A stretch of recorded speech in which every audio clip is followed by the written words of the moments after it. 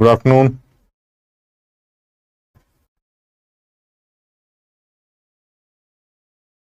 वालेकुम सलाम सदाफ।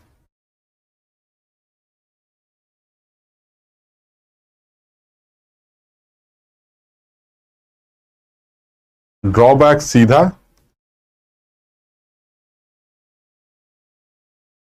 पुनीत और कैसे आना चाहिए था ड्रॉबैक्स? रदरफोर्ड मॉडल तो बहुत सीधा सा है, उसमें कुछ कमियां हैं तभी तो बोर मॉडल स्टार्ट होगा ना। रदरफोर्ड के मॉडल में कमी ही ये दिखाई गई है, ये दो कमियां हैं, बहुत बड़ी कमियां। और इन कमियों को ही देखना है। यानी रदरफोर्ड ने तो ये बता दिया है कि भाई ऐसा है, सेंटर पे न्यूक्लियस होगा, क्योंकि उसने वो बम्बार्डिंग की थी जिसकी वजह से बहुत सारे इलेक्ट्रॉन सीधे निकल गए थे, कुछ थोड़ा बहुत डेविएट हो गए थे और कुछ एक आध वापस लौट आए थे। तो उसकी मॉडल के अकॉर्डिंगली जो उसने नतीजा निकाला वो ये निकाला कि भाई ऐसा है कि अ, जो सेंटर है वो न्यूक्लियस होगा और उसके चारों तरफ इलेक्ट्रॉन चक्कर लगा रहे होंगे। ये रदरफोर्ड का अपना कंक्लूजन था। लेकिन इस कंक्लूजन में एक बहुत बड़ी कमी निकल के आई थी। वो कमी आई थी मैक्सवेल का जो इलेक्ट्रोमैग्नेटिज्म मॉडल था उसमें कमी, उसके थ्रू कमी थी। वो प्रूवन था।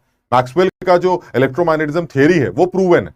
और वो थ्योरी ये कहती है कि अगर कोई भी चार्ज पार्टिकल एक्सिलरेटेड है तो वो इलेक्ट्रोमैग्नेटिक रेडिएशंस के फॉर्म में एनर्जी एमिट करता रहेगा, करता रहेगा, करता रहेगा। अब रदरफोर्ड को ये सब थोड़ी ना समझ में आता है। रदरफोर्ड ने कहा भाई ये क्या चक्कर है, ये हो क्या रहा है। अब हमें तो ये सब पता नहीं, हमने तो बस यही सोच लिया कि न्यूक्लियस के चारों तरफ इलेक्ट्रॉन चक्कर काटता है। लेकिन मैक्सवेल ये कहता है कि मेरी इलेक्ट्रोमैग्नेटिज्म थ्योरी ये प्रूवन थ्योरी है जो ये कहती है कि अगर कोई चार्ज पार्टिकल एक्सिलरेटेड है तो वो एनर्जी एमिट करेगा। किस फॉर्म में एनर्जी एमिट करेगा? इलेक्ट्रोमैग्नेटिक रेडिएशंस के फॉर्म में वो एनर्जी एमिट करता रहेगा। अगर वो एनर्जी एमिट करता रहेगा तो उसकी खुद की एनर्जी कम होती जाएगी। ये सब रदरफोर्ड के समझ में नहीं आ रहा है। यानी रदरफोर्ड के अकॉर्डिंगली अगर वो ये कहे कि भाई मेरे हिसाब से ये न्यूक्लियस है और इस न्यूक्लियस के चारों तरफ ये इलेक्ट्रॉन चक्कर काट रहा है, तो मैक्सवेल ये कहता है कि अगर इलेक्ट्रॉन चक्कर काट रहा है तो वो एनर्जी एमिट करेगा। क्यों? क्योंकि वो एक तो पहली बात एक्सिलरेटेड है। क्यों? क्योंकि उसकी डायरेक्शन वेलोसिटी की चेंज हो रही। सब लोग समझ रहे हैं ना, वेलोसिटी की डायरेक्शन अगर लगातार चेंज होगी तो ये एक्सेलरेशन हो गया। इसका मतलब ये हुआ ये एक एक्सिलरेटेड चार्ज पार्टिकल है जो अगर चक्कर काटता है तो ये एनर्जी एमिट करेगा। और अगर ये एनर्जी एमिट करेगा, किस फॉर्म में एनर्जी एमिट करेगा? Electromagnetic radiation. तो इसकी खुद की एनर्जी कम होती जाएगी। और अगर इसकी खुद की एनर्जी कम होती जाएगी तो इस ऑर्बिट की रेडियस छोटी होती चली जाएगी। और जब ऑर्बिट की रेडियस छोटी होती चली जाएगी तो एक टाइम ऐसा आएगा कि वो इलेक्ट्रॉन न्यूक्लियस के अंदर गिर जाएगा। और अगर इलेक्ट्रॉन न्यूक्लियस के अंदर चला गया तो एटम खत्म हो जाएगा। यानी ये कहना चाह रहा है कि भाई मुझे ये सब बातें नहीं समझ में आती हैं, मैं नहीं जानता ये सब चक्कर। अगर आप न्यूक्लियस के चारों तरफ चक्कर काट रहे हैं तो आप एनर्जी एमिट करेंगे, क्योंकि आप एक्सिलरेटेड चार्ज पार्टिकल हैं। एक्सिलरेटेड क्यों है? क्योंकि आपकी वेलोसिटी लगातार बदल रही। तो अगर आप एक्सिलरेटेड चार्ज पार्ट, उसकी डायरेक्शन लगातार बदल रही, तो अगर आपकी डायरेक्शन लगातार बदल रही है तो आप एक्सिलरेटेड चार्ज पार्टिकल बोले जाएंगे। और जब आप एक्सिलरेटेड चार्ज पार्टिकल बोले जाएंगे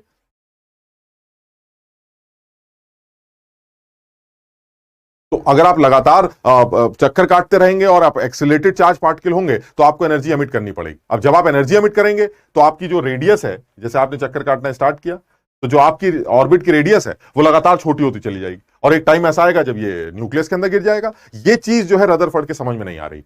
यानी रदरफोर्ड का जो मॉडल है वो मॉडल जो हमारी इलेक्ट्रोमैग्नेटिज्म थ्योरी है मैक्सवेल की, उसको सपोर्ट नहीं कर पा रहा, उसको नहीं देख पा रहा है। ये कमी है उसके मॉडल की। फिर दूसरी कमी क्या है? वो तो बहुत ही यूनिक कमी है। रदरफोर्ड को हाइड्रोजन के एमिशन स्पेक्ट्रम के बारे में भी कोई ख्याल नहीं है। उसको कुछ नहीं समझ में आता कि हाइड्रोजन का जो सैंपल है वो इस तरह से कैसे एमिशंस करता है, कैसे स्पेक्ट्रम बनता है। ये स्पेक्ट्रम वगैरह के बारे में कोई डिस्कशन उसको बिल्कुल समझ में नहीं आता। तो हम इस बारे में भी अभी बात नहीं कर रहे स्पेक्ट्रम का। लेकिन तुम्हें आइडिया है कि बोर ने अपने कॉन्सेप्ट के अकॉर्डिंगली हाइड्रोजन के एमिशन स्पेक्ट्रम के बारे में बातें की हैं। लेकिन अभी हम ये जो बात करने जा रहे हैं वो ये है कि बोर पैदा कैसे हो गया, ये कि बोर बीच में कहां से घुस गया। बोर ये कह रहा है भाई ऐसा रदरफोर्ड के अंदर कमियां है। थॉमसन ने अपना मॉडल दिया, कुछ कमियां निकल के आई तो रदरफोर्ड आ गए। रदरफोर्ड के साहब के मॉडल में कुछ कमियां आई तो बोर मॉडल साहब समझ में आ गए। यानी बोर ये कहता है रदरफोर्ड के मॉडल में जो कमी है उन कमियों को कुछ हम सुधार सकते हैं। हम हाइड्रोजन के लाइन स्पेक्ट्रम के बारे में भी डिस्कशन करेंगे और हम ये भी बताएंगे कि इस जो पहली कमी है उस कमी का जुगाड़ क्या। सब लोग समझ पा रहे हैं? पहली स्लाइड है बेटा, ये अभी अभी स्टार्ट किया है मैंने, तो ये पहली स्लाइड है। तो इसमें बहुत सीधी सी कहानी है, मतलब तुम डिटेल में बिल्कुल मत जाओ। अगर कोई पूछे कि ड्रॉबैक्स ऑफ रदरफोर्ड मॉडल, तो ड्रॉबैक क्या है? पहला कि वो मैक्सवेल की इलेक्ट्रोमैग्नेटिज्म थ्योरी को सपोर्ट नहीं करता। क्या थी वो थ्योरी? कि चार्ज अगर एक्सिलरेटेड है तो वो एनर्जी एमिट करेगा। किस फॉर्म में करेगा? इलेक्ट्रोमैग्नेटिक रेडिएशंस के फॉर्म में एनर्जी निकलती रहेगी। अगर एनर्जी निकलती जाएगी तो उसकी खुद की एनर्जी कम हो जाएगी। अगर इलेक्ट्रॉन की खुद की एनर्जी कम हो जाएगी तो उसका ऑर्बिट छोटा होने लगेगा, और ऑर्बिट छोटा होने लगेगा तो वो न्यूक्लियस के अंदर गिर जाएगा, जो कि नहीं होता।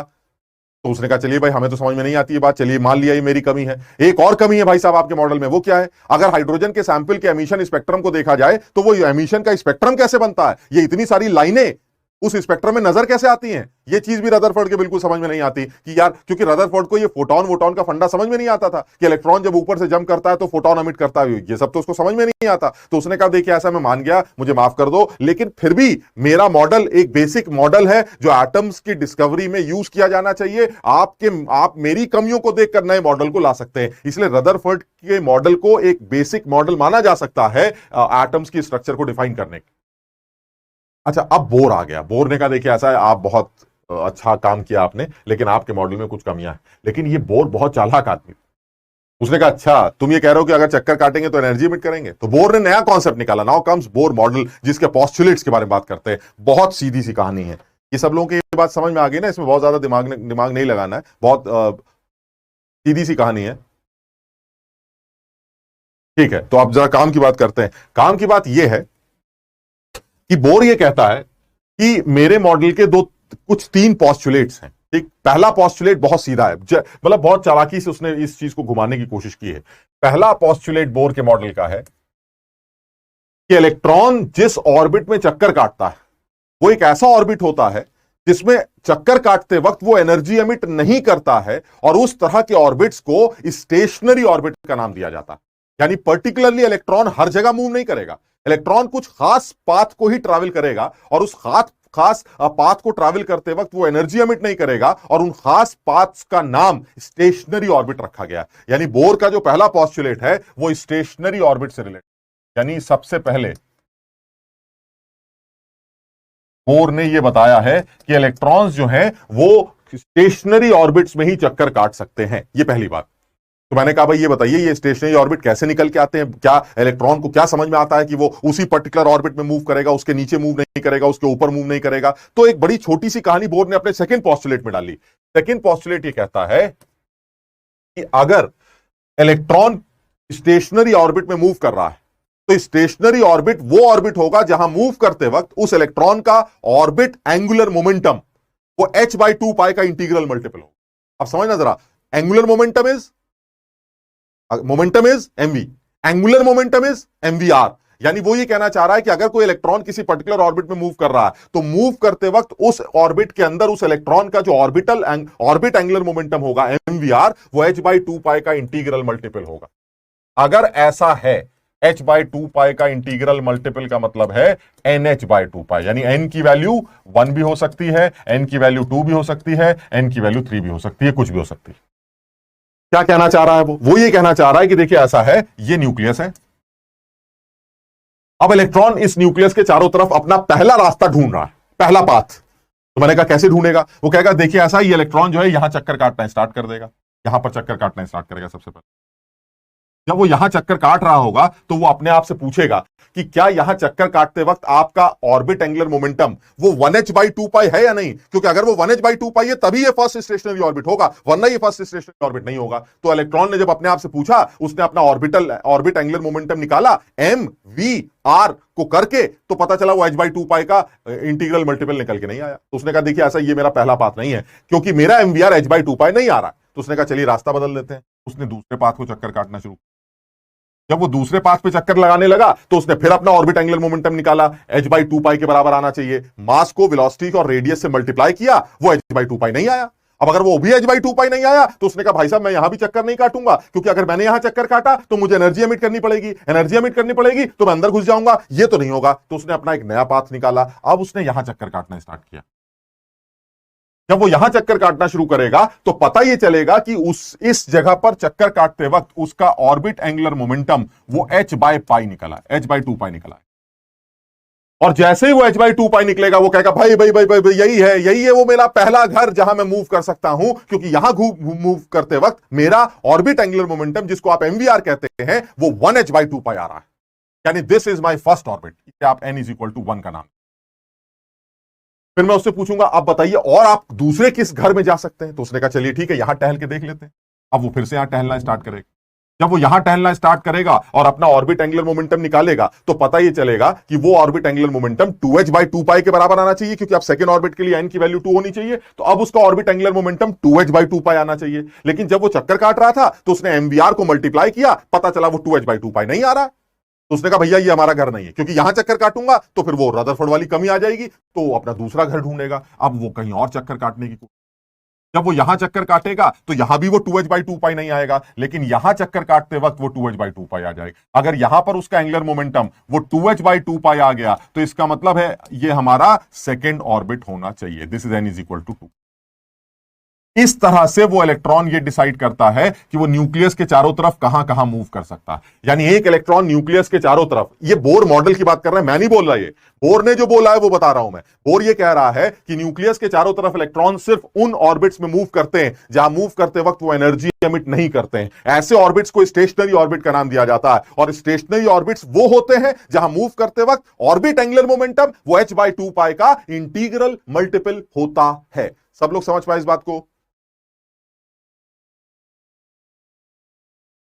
शाबाश। नहीं, जब वो अपना पाथ ढूंढ रहा है तो एनर्जी, ये तो तुम्हें समझाने के लिए बोल रहा हूं, वो तो मूव ही उन पाथ्स में कर रहा है ना, हर पाथ में थोड़ा ना मूव कर रहा है, तो वो मूव उन्हीं पाथ में कर सकता है। या तो फर्स्ट ऑर्बिट में रहेगा, या फिर वो सेकंड में रहेगा, या थर्ड में, वो बीच में कहीं नहीं रह सकता। कोई कहे कि भाई इलेक्ट्रॉन यहां नाच रहा है, बिल्कुल नहीं हो सकता, वो यहां नहीं नाच सकता, क्योंकि यहां नाचेगा तो वो स्टेशनरी ऑर्बिट नहीं है, और अगर वो स्टेशनरी ऑर्बिट नहीं है तो फिर वो मैक्सवेल वाली दिक्कत शुरू हो जाएगी। इसलिए इलेक्ट्रॉन्स न्यूक्लियस के चारों तरफ एक फिक्स ऑर्बिट्स में ही घूम सकते हैं, and this is bore main postulate, and those fix orbits are known as stationary orbits, in which the orbit angular momentum, which is equal to MVR for that electron in that orbit, will be equal to NH/2π. यानी for first orbit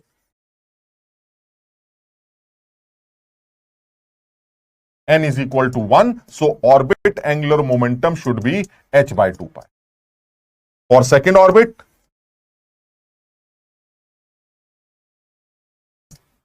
n is equal to 2, so orbit angular momentum is equal to 2h/2π. That is h/π. So on, so on, so on.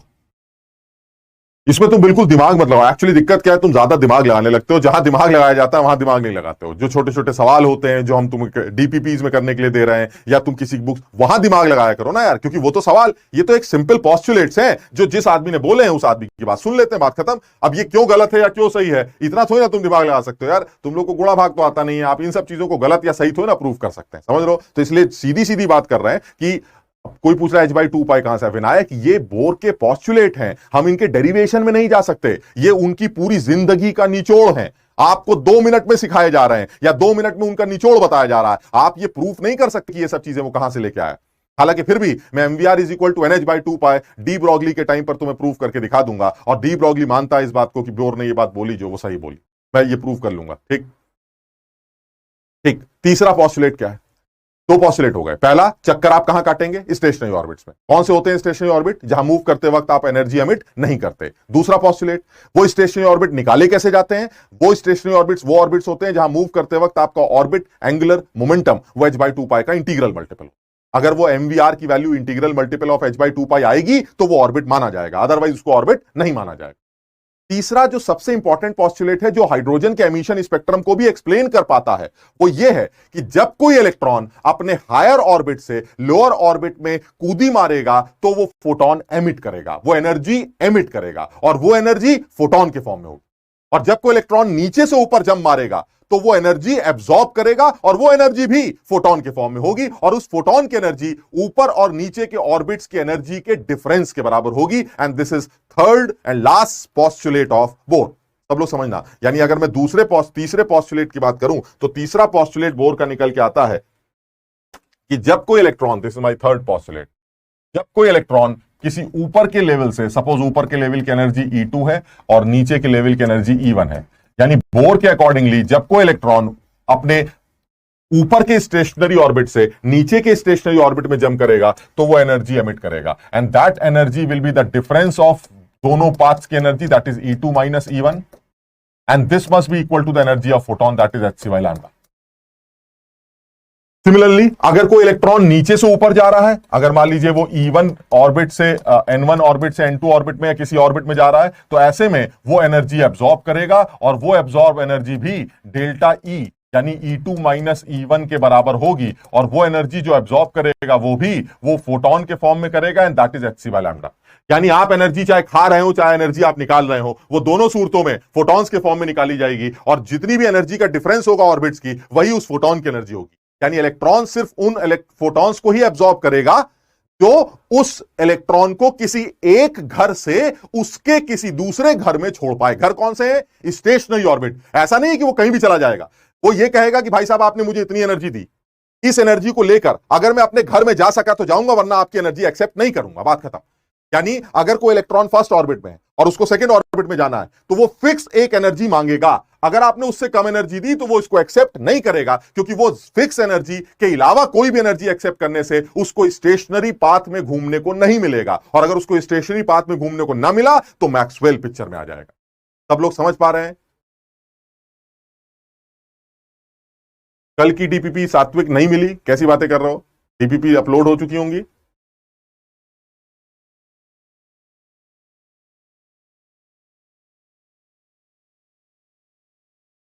Shubham DPP क्यों नहीं आ रही है? सारी DPP uploaded है। मैं अभी check करता हूं इसको, डीपीपी तो सारी अपलोडेड करते हैं, डेली तो डीपीपी के सोल्यूशन बन रहा है। हाँ, एटॉमिक स्ट्रक्चर की डीपीपी नहीं आई है, क्योंकि एटॉमिक स्ट्रक्चर में तुमने पढ़ने लायक अभी कुछ पढ़ा ही नहीं है यार। अब उसमें क्या ई बाई एम रेशो, एक आध ई बाई एम रेशो के सवाल शायद कल की डीपीपी आज की डीपीपी में डाल देंगे, लेकिन धीरे धीरे करके एटॉमिक स्ट्रक्चर के भी मुश्किल सवाल आने वाले हैं। एटॉमिक स्ट्रक्चर की डीपीपी में भी लेकिन तुम मान के चलो डीपीपी में इसमें पुराने मोल के भी सवाल आते रहेंगे, क्योंकि वो डीपीपी का पर्पस भी यही है कि आप पुराना नया मिला जुला के रिवाइज करते रहे, समझ रहे हो ना। तो अगर अभी एटॉमिक स्ट्रक्चर में सवाल देने लायक नहीं है तो हम मोल के सवाल डाल रहे हैं। जैसे एटॉमिक्स में सवाल, जैसे बोर मॉडल कर लिया तो अब बोर के सवाल डालना स्टार्ट कर देंगे, एक आध सवाल मोल का डाल देंगे। ये प्रॉपर तरीके से चलता रहेगा, समझ रहे हो। टेस्ट का सिलेबस बता चुका हूं मैं, बार बार नहीं बताऊंगा।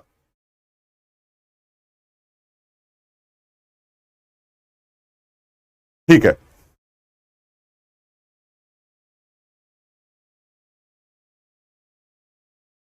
ठीक है।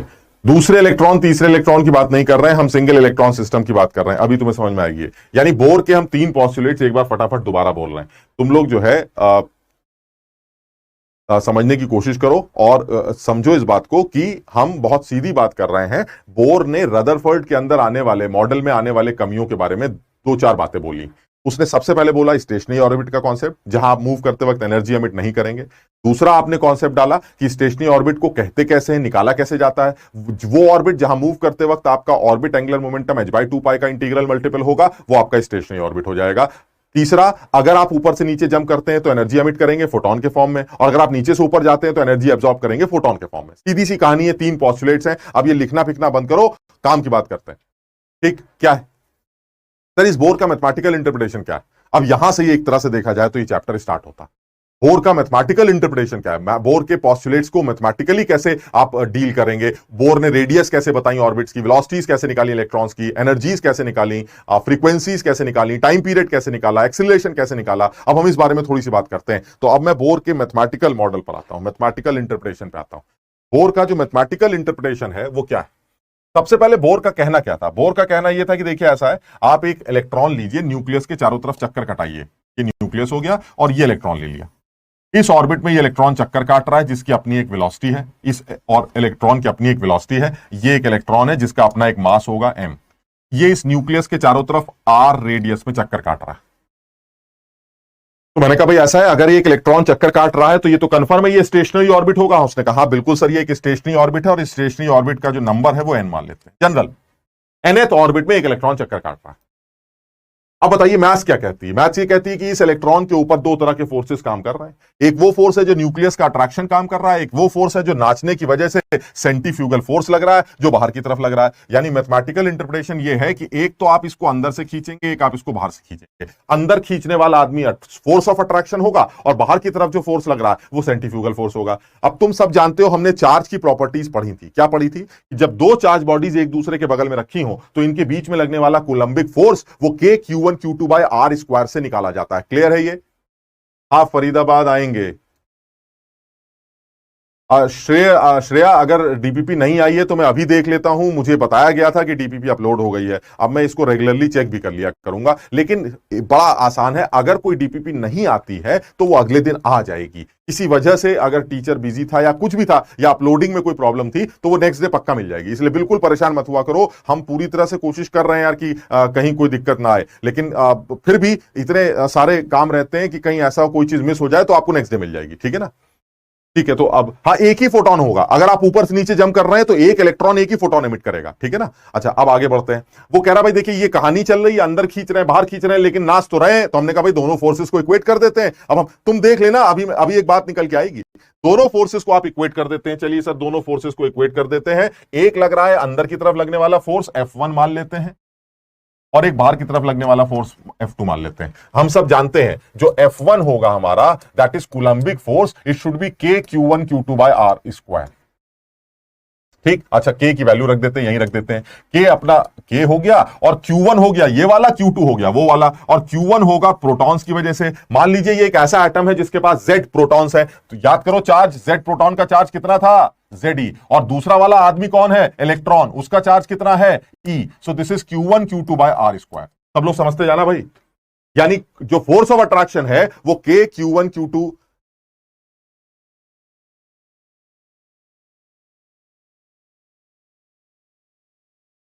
हाँ, एक बार ये भी देखना यार कि एटॉमिक स्ट्रक्चर का नहीं, वो मोल्स में ही आ गई होगी। तुम ये भी देखना, मैंने बोल रखा है कि जब तक मैं ना कहूं एटॉमिक स्ट्रक्चर के सवाल अच्छे लेवल पर अभी नहीं मिलेंगे, तो हो सकता है एक आध सवाल ई बाई एम के आ जाए, हो सकता है वो मोल कॉन्सेप्ट में डल गई हो। तो ये सब थोड़ा सा देखा करो यार, समझ रहे हो ना।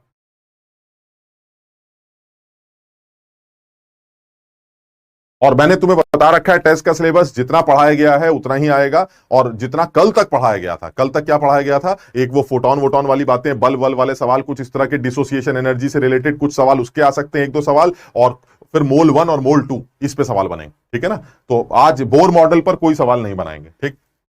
अच्छा, तो ये हमारा पहला फोर्स निकल के आ गया। भाई तुम लोग कराने नहीं देते, तुम लोग बातें बहुत करते हैं यार। ठीक, दूसरी केस बनाते हैं। दूसरा केस आएगा F2 का। F2 कैसे निकालेंगे सर, हमने बचपन में फिजिक्स में पढ़ा था कि जो सेंट्रीफ्यूगल फोर्स होता है वो mv स्क्वायर बाय r से निकाला जाता है। चलिए बहुत बढ़िया, ये मेरा दूसरा है। अब मुझे ये तो पता है कि दोनों फोर्सेस आपस में इक्वेट होने चाहिए, तो मैं दोनों फोर्सेस को आपस में इक्वेट कर देता हूं। तो mv स्क्वायर बाय r की वैल्यू वो आ गई K ZD square by r square. ये मेरी इक्वेशन पर तैयार हो। लेकिन इस इक्वेशन में एक बहुत बड़ी कमी, क्या कमी है सर, इसके अंदर दो अननोन्स हैं। एक तो वेलोसिटी उस इलेक्ट्रॉन की जो कि ऑर्बिट टू ऑर्बिट बदलती रहेगी, और एक रेडियस उस ऑर्बिट की जो ऑर्बिट टू ऑर्बिट बदलती रहेगी। सर इसमें v और r दो अननोन है, एक ही इक्वेशन है, सॉल्व कैसे करेंगे। तो एक और इक्वेशन भी है तुम्हारे पास, वो है बोर का सेकंड पोस्टुलेट। mvr की वैल्यू तो nh/2 पाई के बराबर होनी है, इसमें क्या सोचना है। यानी एक ये इक्वेशन है, एक ये इक्वेशन है, इन दोनों इक्वेशंस में दो अननोन है, v और r। दो इक्वेशंस दो अननोन, मत सॉल्व हो सकता है। आप सॉल्व करके देखिए, v की वैल्यू r के टर्म्स में रख देते हैं। अगर आप v की वैल्यू r के टर्म्स में रखेंगे तो जो v निकल के आएगा वो कितना आएगा, nh/2 पाई mr। ये v आ गया, और इस v की वैल्यू उठा के कहीं पुट कर देते हैं, बस खत्म हो गया। जब आप v की वैल्यू यहां उठा के पुट करेंगे तो क्या इक्वेशन बनेगी जरा बताओ। r से r कैंसिल हो गया, एक r बचा। सो r की वैल्यू आनी कितनी चाहिए, r की वैल्यू आनी चाहिए k। भाई सब लोग साथ में करते रहना, हो सकता है मुझसे गलती भी हो जाए, तो ध्यान रखना। r की वैल्यू आनी चाहिए K ZD square by mv square, K ZD square by mv square. और v की वैल्यू आप पहले ही निकाल चुके हैं, K ZD square by m। और v स्क्वायर की वैल्यू कितनी है, v स्क्वायर की वैल्यू है nh/2 पाई mr का स्क्वायर, ये r। अच्छा, इसको भी ऊपर लेके जाते हैं तो ये हो जाएगा r इज इक्वल टू कितना आ जाएगा भाई, K ZD square into 4 pi square m square r square upon m n square h square. और तमीज से देखें तो ये वाला r इस r को भी कैंसिल कर देगा, तो जो r की वैल्यू निकल के आएगी वो r की वैल्यू वो आएगी, और m से m एक कैंसिल हो जाएगा, तो r की वैल्यू आएगी n square h square upon 4 pi square m k ZD square, and this is my radius. ये मेरा radius. N square H square, एक बार चेक कर लेना यार कहीं कुछ ऊपर नीचे ना हो गया हो। N square H square upon 4 pi square M के Z square, this is the formula of the radius of nth orbit given by Bohr. अब काम की बात सुनो सर, इतना बड़ा फॉर्मूला याद करना है क्या? पता नहीं, लेकिन इसका छोटा फॉर्म भी बना लेते हैं जिस पे सवाल बनते हैं, तो हम छोटा फॉर्म भी याद कर लेते हैं। दूसरी बात क्या है सर, ऐसा भी तो हो सकता है कि हमें इतने बड़े रेडियस का है फॉर्मूले पे ही सवाल बना दे कि बताइए रेडियस का फॉर्मूला क्या था। तो भाई उसका एक तरीका ये कि आप डेरिवेशन जानते हैं, दोनों फोर्सेस को इक्वेट करिए और MVR is equal to NH by 2 pi दूसरी इक्वेशन यूज करिए और वी की वैल्यू निकाल कर ऊपर पुट कर दीजिए, रेडियस आ जाएगी। करना कुछ खास नहीं है यार, कर तो सकते हैं सर, कर लिया हमने, ठीक है। लेकिन मेरा एक सजेशन और भी है कि अगर आप ये कहते हैं सर इतना बड़ा फॉर्मूला याद करना है, तो एक काम और भी किया जा सकता है कि आप इतना तो याद कर लीजिए कम से कम कि रेडियस जो है वो एन स्क्वायर के साथ डायरेक्टली प्रोपोर्शनल और जेड के साथ इनवर्सली प्रोपोर्शनल, इतना तो आप याद ही कर लीजिए। यानी R is in directly proportional to N square by Z, ये तो याद कर सकते हैं। जो 4 ऑप्शन दिए जाएंगे बड़े बड़े इस तरह के फॉर्मूले, उसमें कहीं एक फॉर्मूला ऑप्शन ऐसा हुआ जिसमें ऊपर एन स्क्वायर है और नीचे जेड है, उसे टिक कर दीजिएगा, बाकी सारे गलत। समझो बात को, बाकी ऑप्शन में ऐसा भी तो सकता है एन स्क्वायर जेड स्क्वायर दे रखा है, जेड स्क्वायर ऊपर है एन स्क्वायर नीचे है, जेड स्क्वायर ऊपर है एन नीचे है, जेड ऊपर है एन स्क्वायर नीचे है, और एक ऑप्शन ऐसा है जिसमें एन स्क्वायर ऊपर और जेड नीचे, और मैंने याद कर रखा है कि R is equal to N square H square upon 4 pi K Z square. मैंने ये फॉर्मूला अगर याद कर रखा है, और अगर ये पूरा फॉर्मूला ना भी याद कर रखा हो, लेकिन इतना तो पता है कि एन स्क्वायर बाई जेड के साथ आर लिंक होता है। अगर मैं इन सारे कांस्टेंट्स की वैल्यूज डाल दूं, अब तुम देखो इसमें कौन कौन से कांस्टेंट्स इन्वॉल्व, सब लोग नोट कर लो भाई, फटाफट नोट करोगे तो यहीं पर डिराइव भी हो जाएगा। हाँ जितेश बिल्कुल सही कह रहे हो, एम तो हमेशा इलेक्ट्रॉन का ही रहेगा, कार्तिका बिल्कुल सही है, दीपांशु सब कांस्टेंट्स को पुट कर देते हैं। चलिए ठीक है, सारे कांस्टेंट्स की वैल्यू पुट कर देते हैं। तो जो रेडियस आ रहा है पहले वो फॉर्मूला लिखते हैं, radius is equal to N square H square upon 4 pi square M के जेड ई स्क्वायर, ये मेरा फॉर्मूला है। अब जरा सारे कांस्टेंट्स की वैल्यू पुट करते हैं। एच, बस आज मैं पहली बार ही लिख रहा हूं, लास्ट टाइम एकदम। एच की वैल्यू 6.626 इंटू 10⁻34 जूल सेकेंड। पाई अपना आदमी है 3.14, मास इलेक्ट्रॉन का है 9.1 इंटू 10⁻31 kg। ई अपना आदमी है, that is electronic charge 1.6 into 10⁻19 coulomb. K 1/4 pi epsilon naught होता है, जिसकी value 9 into 10⁹ newton metre square पर कूलम स्क्वायर होती है। और भी कोई कांस्टेंट बचा? सारे कांस्टेंट हो गए। इन सारे कांस्टेंट्स की वैल्यू जब आप यहां पुट करेंगे तो यही रेडियस मेरी छोटे होके एंगस्ट्रॉम में 0.529 एन स्क्वायर बाई जेड बन जाएगी। बस खत्म। काम की बात ये याद करते हैं कि radius of nth orbit given by Bohr 0.529 N square by Z angstrom, ये काम का फॉर्मूला है। लेकिन फिर वही है यार, काम का फॉर्मूला जरूर है रेडियस निकालने का, लेकिन अगर वो ये पूछे कि इन 4 फॉर्मूलों में से रेडियस का फॉर्मूला बोर ने क्या दिया था, और ये ऑप्शन ना हो कि वो बड़ा वाला ऑप्शन हो, तो आपको तो ये याद करके जाना पड़ेगा। नहीं, तब भी काम की बात क्या है, जिस ऑप्शन में एन स्क्वायर बाई जेड आए उसे टिक कर देना बस। मेरी बात सब लोग समझ भी रहे हैं कि नहीं? जिस ऑप्शन में एन स्क्वायर बाई जेड आए आप उसे टिक कर दी, खत्म किया। और वैसे डेरिवेशन मुश्किल नहीं है, मतलब तुम घर में अगर एक बार डिराइव या मेरे साथ लिख रहे होगे तुम, तो तुम्हें समझ में आ जाएगा। डेरिवेशन में कोई कलाकारी नहीं है, दोनों फोर्सेस को इक्वेट करना है, एक इक्वेशन बन जाएगी, और एक equation mvr by NH by 2 पाई है। दोनों इक्वेशंस को ले दे के सॉल्व करके आप आसानी से वेलोसिटी भी निकाल सकते हैं और रेडियस भी निकाल सकते हैं। तो रेडियस तो हमने निकाल ली, अब वेलोसिटी सॉल्व कर लेंगे। समझ में आया ये?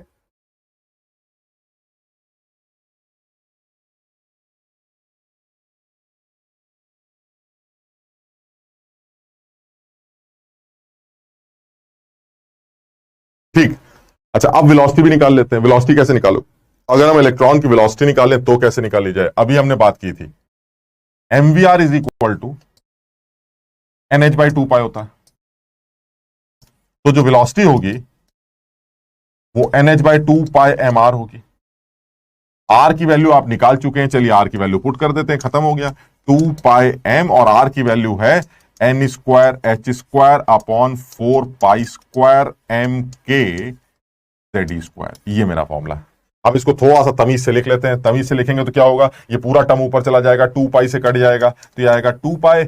एम भी कैंसिल हो रहा है, ये देखिए एम भी कैंसिल हो रहा है, एम आएगा नहीं, और ये के जेड स्क्वायर ऊपर चला जाएगा। चलिए के जेड स्क्वायर को ऊपर कर देते हैं। नीचे क्या क्या बचेगा? नीचे बचेगा आपका एक एन एच कैंसिल हो गया, तो ये नीचे सिर्फ एन एच बचेगा।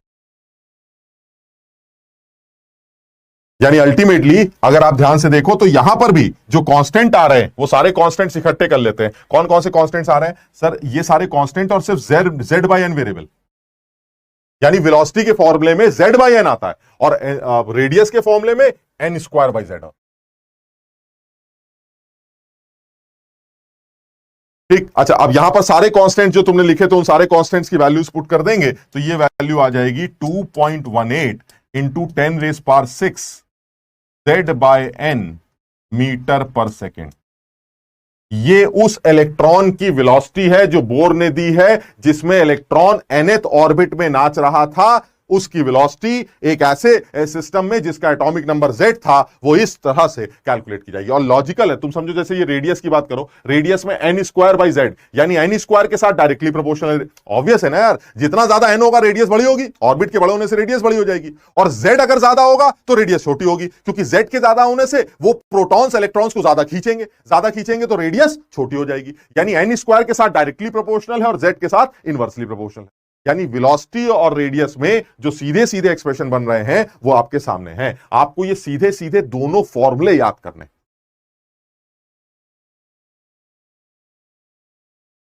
श्रेया कह रहे हैं कि आप सामने खड़े हो जाते हैं। चलिए ठीक है, हम हट जाते हैं। आप देख लीजिए, आप नोट कर लीजिए। पुरानी वाली स्लाइड को भी मैं एक बार लगा देता हूं। जिसको पुराना कुछ नोट करना है वो नोट कर ले भाई। पहले ये वाला जिसको नोट करना है वो नोट कर ले। हालांकि डेरिवेशन तुम खुद करोगे तो तुम्हें अपने आप याद हो जाएगा। श्रेया आप सही है भाई?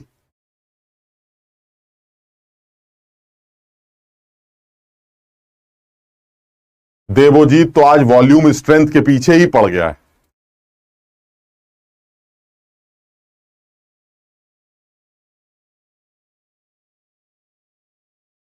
आप समझ में आ रहा है? आप दिखाई दे रहा है? ये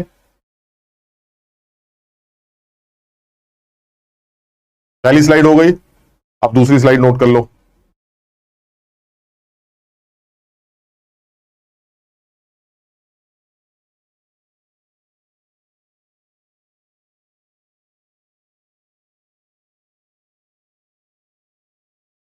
ठीक, सबने नोट कर लिया? ये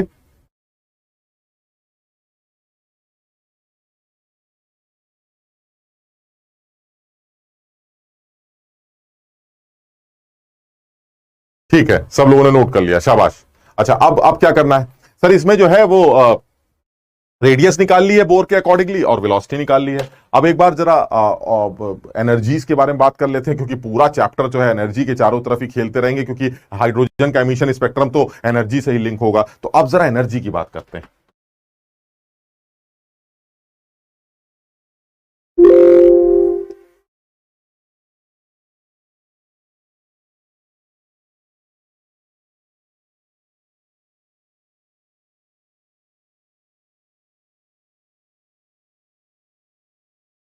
एनर्जी की बात करते हैं। चलिए ठीक है सर, इलेक्ट्रॉन की एनर्जी कैसे निकाली जाए? आप देखो भाई, इसको समझना जरा, ये इंपॉर्टेंट भी है।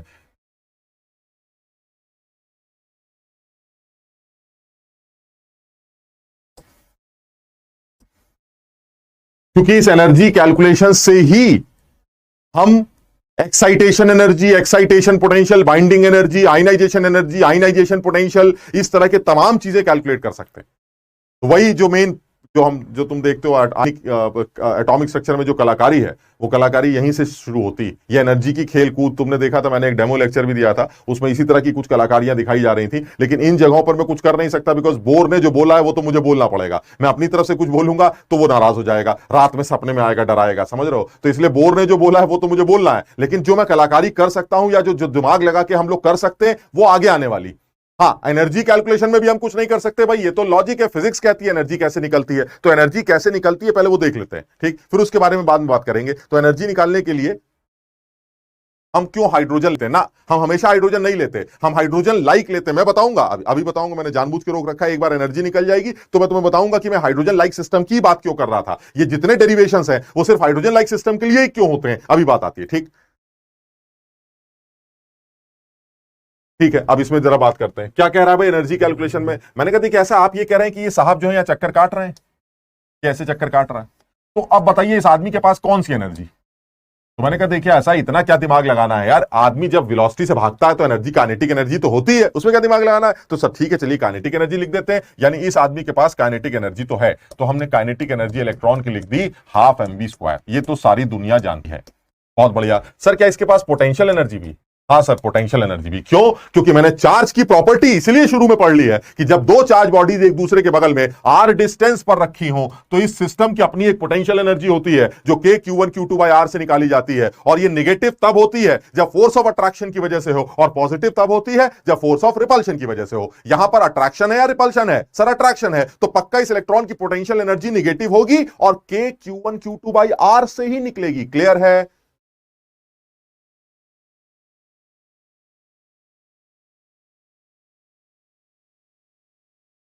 ठीक, यानी अब मैं इसकी पोटेंशियल एनर्जी निकालता हूं। माइनस, माइनस समझ गया ना? Minus is due to force of attraction, potential energy is negative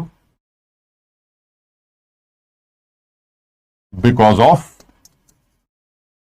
force of attraction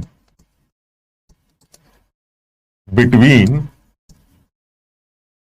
electron and nucleus. ठीक, तो हमने यहां पोटेंशियल एनर्जी को नेगेटिव ले लिया। फॉर्मूला क्या है? के Q1 Q2 बाय आर। जरा वैल्यूज पुट कर देते हैं। माइनस के Q1 कितना है सर? ZE। Q2 कितना है सर? E है, अपॉन आर। और तमीज से लिखें तो दिस इज माइनस के ZE² बाय आर। यानी ये तो मेरी पोटेंशियल एनर्जी है, वो मेरी काइनेटिक एनर्जी है। तो सर टोटल एनर्जी कैसे निकलती है? टोटल एनर्जी काइनेटिक और पोटेंशियल को जोड़ के निकाल ली जाती है। तो kinetic energy plus potential energy, kinetic energy 12mv² है और पोटेंशियल एनर्जी माइनस के ZE² बाय आर। वो कह रहा सर ये क्या जोड़ रहे हैं, ये जुड़ेंगे कैसे? ये mv² है, वो ZE², क्या चल क्या रहा है? अब आप इस mv² को ZE² में कन्वर्ट कर दीजिए। कैसे सर कन्वर्ट करते हैं? ऐसे याद करो जो तुमने फोर्स की इक्वेशन बनाई थी पहली, क्या इक्वेशन बनाई गई थी फोर्स की? याद करो जरा। फोर्स की इक्वेशन बनाई गई थी कि इधर से लगने वाला और इधर की तरफ लगने वाला फोर्स आपस में बराबर होगा, यानी F1 को तुमने अभी F2 से इक्वेट किया था। जरा जल्दी से बताओ F1 कितना था? F1 था के Q1 Q2 बाय R², और F2 कितना था? mv² bye are. अब देखिए जरा, what is the value of mv²? The value of mv² is के ZE² bye are. So ultimately यहां से mv² की वैल्यू उठा के यहां पुट कर देते हैं। So this will be half K ZE² bye are plus minus के ZE² बाय आर। क्या आया? Minus half K ZE² by R, and this is the total energy of an electron. Minus half k ZE²।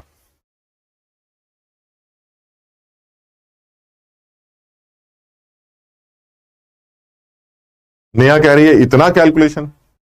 बेटा calculation नहीं है, मैं तो काम की बात बता रहा हूं आपको। कैलकुलेशन क्या है? मैं तो डिराइव करके दिखा रहा हूं, बस जो फॉर्मूले निकल के आ रहे हैं वो फॉर्मूले याद कर लीजिए बस। समझ लो ना? तो तुम्हें ये डेरिवेशन से, ताकि तुम्हें ये ना लगे एकदम से कहां से कूद गया, तो मैं सिर्फ डिराइव करके दिखा रहा हूं। आप रेडियस का फॉर्मूला याद करिए 0.529n² बाय z। आप वेलोसिटी का फॉर्मूला याद करिए 2.18 इंटू 10⁻⁶ z/n। और अब आप जो एनर्जी निकल के आई उसका फॉर्मूला याद कर लीजिए। इतना ही करना है। मैं ये डिराइव करने के लिए सिर्फ इतना दिखाया इसलिए जा रहा है ताकि आप समझ लें कि डेरिवेशन में कोई कमाल नहीं है। ये आसानी से डिराइव भी हो सकते थे, ऐसा कोई खास बात नहीं कर रहे हैं, आप आसानी से कैलकुलेट कर। ठीक है ना? तो जो टोटल एनर्जी निकल के आ रही है वो माइनस हाफ। अब तुम जरा ये भी देखो, टोटल एनर्जी, काइनेटिक एनर्जी और पोटेंशियल एनर्जी आपस में कैसी कैसी है, जरा चेक करो। Total energy minus half K ZE² है और जो काइनेटिक एनर्जी है वो हाफ के ZE² है। यानी इन दोनों को देख के ऐसा लगता है जैसे टोटल एनर्जी और काइनेटिक एनर्जी आपस में बराबर, यानी total energy is equal to kinetic energy, यानी मॉड ऑफ टोटल एनर्जी वो काइनेटिक एनर्जी के बराबर। यानी काइनेटिक एनर्जी जब भी निकालनी हो तो टोटल एनर्जी के आगे माइनस लगा दीजिएगा बस। यानी numerically they both are same. This is half K ZE² kinetic energy and this is total energy minus half K ZE² bye are. यानी दोनों वैल्यूज बराबर है, सिर्फ माइनस का फर्क है। तो एक रिलेशन तो ये निकल आया। अच्छा पोटेंशियल एनर्जी को भी देख लेते हैं। पोटेंशियल एनर्जी कितनी है सर? पोटेंशियल एनर्जी तो इतनी है। और ये पोटेंशियल एनर्जी और टोटल एनर्जी में क्या रिलेशन है जरा देखो। अगर मैं टोटल एनर्जी को दुगना कर दूं तो पोटेंशियल एनर्जी आ जाएगी, यानी potential energy 2 times total energy है। ये दोनों रिलेशंस जो है मुझे याद रखने, एक ये वाला और एक ये वाला। यानी इलेक्ट्रॉन की जो काइनेटिक एनर्जी है पर्टिकुलर ऑर्बिट में भासते वक्त, वो उसकी टोटल एनर्जी के ही बराबर है न्यूमेरिकली, और जो उस इलेक्ट्रॉन की पोटेंशियल एनर्जी है वो उसके टोटल एनर्जी का डबल। ये हमें ध्यान रखना है, इस फॉर्मूले के डेरिवेशन को देखकर ये बात समझ में आती है। अच्छा, अब और आगे बढ़ते हैं। वो कह रहा सर जब total energy half K Z square by are निकाल ली, तो अब आगे क्या सोचना है? आगे ये सोचना है कि ये जो आर है इसकी भी तो वैल्यू निकाल चुके हो तुम, बड़ी वाली। अब सर इस आर की भी बड़ी वाली वैल्यू निकाली जो थी वो यहां पुट कर देते हैं। चलिए अब ये यहां पुट करते हैं। वो पुट करने से क्या आएगा? हमारी जो टोटल एनर्जी निकल के आई है वो आई है हाफ माइनस में K Z square by R. चलिए सर आर की वैल्यू रखते हैं, minus half K Z square by R, और आर था N square H square upon 4 pi square M के जेड स्क्वायर, ये आर था। देखिए कितना गंदा होने जा रहा है। चलिए और सॉल्व करते हैं, थोड़ा सा और सॉल्व करते हैं। पूरा 4 पाई स्क्वायर ऊपर भेजते हैं, 2 से काट देंगे तो 2 पाई स्क्वायर बचेगा। 2 पाई स्क्वायर एम है, एक एम के है, यहां भी के है, K square, 2 pi square M K square और जेड स्क्वायर ई की पावर 4 अपॉन, नीचे क्या बचा? नीचे बचा N square H square minus के साथ, यानी minus 2 pi square M K square Z square E raise power 4। सही कर रहे हैं?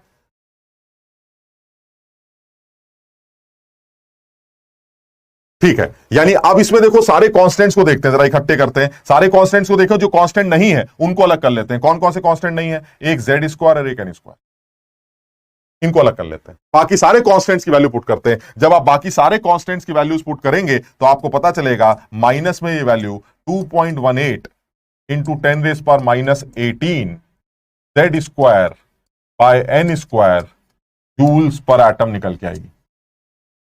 और अगर आप इसी को ईवी में कन्वर्ट करें, तुम्हें पता है ईवी में कन्वर्ट करने के लिए क्या करते हैं? ईवी में कन्वर्ट करने के लिए 1.6 इंटू 10 रेस पर माइनस 19 से डिवाइड करेंगे। क्यों? क्योंकि 1 eV is equal to 1.6 into 10 raise पर माइनस 19 जूल। ये हम पढ़ चुके हैं। तो अगर जूल को ईवी में कन्वर्ट करेंगे तो आप इसको डिवाइड करेंगे, और डिवाइड करने के बाद minus 13.6 Z square by N square eV per atom निकालेगी। और ये शायद तुम लोगों ने सुना भी था, this is energy total of an electron moving in nth orbit of a single electron system whose atomic number is Z। सब लोग समझने की कोशिश करो भाई। मैं कुछ ऐसा नहीं कर रहा हूं कि तुम्हें समझ में ना आए। तुम्हें सिर्फ घबराहट हो सकती है इस स्लाइड को देखकर, स्लाइड्स को देख के घबराहट हो रही है, सर क्या एम स्क्वायर के square Z square E square क्या चल रहा है। लेकिन आप जब खुद से अपनी कॉपी में लिखेंगे तो आपको लगेगा कुछ करना ही नहीं है। उधर से ये वैल्यू यहां डाली, ई का स्क्वायर किया, ये किया, दाएं बाएं करा, और उसके बाद सारे कांस्टेंट्स की वैल्यू पुट करके जो आया उसको याद कर लिया, बस बात खत्म। सब लोग इसको समझने की कोशिश करें भाई, आराम से इसको लिखो, आराम से इसको समझने की कोशिश करो।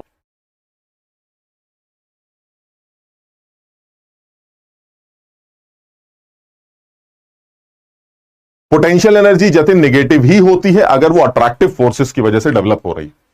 फिजिक्स ये कहती है कि अट्रैक्टिव फोर्सेस से डेवलप हुई पोटेंशियल एनर्जी नेगेटिव और रिपल्सिव फोर्सेस से डेवलप हुई potential energy positive. And since electron is attractive the nucleus, so the energy of proton और potential energy of this electron should be negative.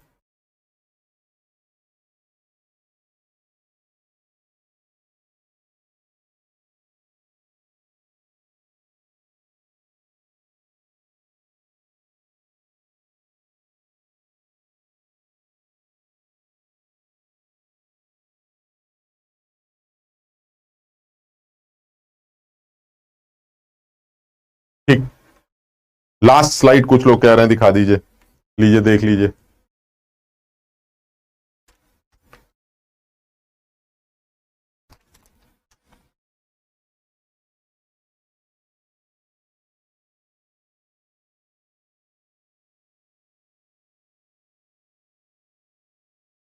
यानी जितनी बातें अभी तुम्हारे सामने आई हैं वो बता दूं मैंने सबसे पहले रेडियस निकाली है 0.529 N square by Z angstrom. फिर मैंने वेलोसिटी निकाली है इलेक्ट्रॉन की 2.18 into 10 raise power 6 Z by N metre per second. फिर मैंने एनर्जी निकाली है वो है माइनस में 2.18 इंटू 10⁻⁻18 क्या था, Z²/N²,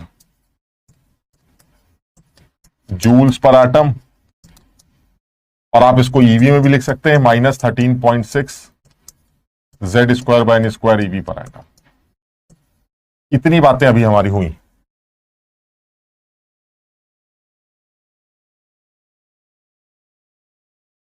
यार एक बार इसको चेक करो, मुझे जरा सा कंफ्यूजन लग रहा है, ये 2.18 होता है या 21.8 होता है? एक बार जरा, क्योंकि ये तो 13.6 होगा, एक बार जरा इसको 1.6 इंटू 10⁻⁻19 से डिवाइड करते हैं। 1.6 नीचे आ जाएगा, 19 ऊपर, तो ठीक है फिर तो, क्योंकि 1.6 नीचे आएगा तो वो 1.36 हो जाएगा, और 10⁻⁻19 ऊपर जाके 10 बचेगा, और 13.6 आ जाएगा। ठीक, अब जरा इसको सब लोग समझ लें भाई, ये तीनों फॉर्मूले हमें याद रखने हैं।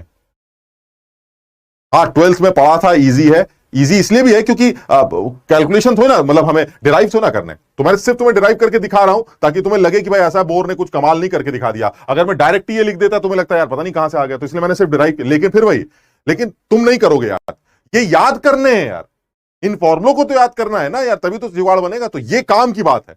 आप चक्कर में फंस जाएंगे, सर क्या डेरिवेशन बड़ा मुश्किल है, ये है वो है, इस चक्कर में जो काम की बात है वो करोगे नहीं। काम की बात ये है कि मुझे ये सारे फॉर्मूले याद करने, ये तीनों बातें। अच्छा, अब ये तीनों बातों में एक बात निकल के आती है, ये है कि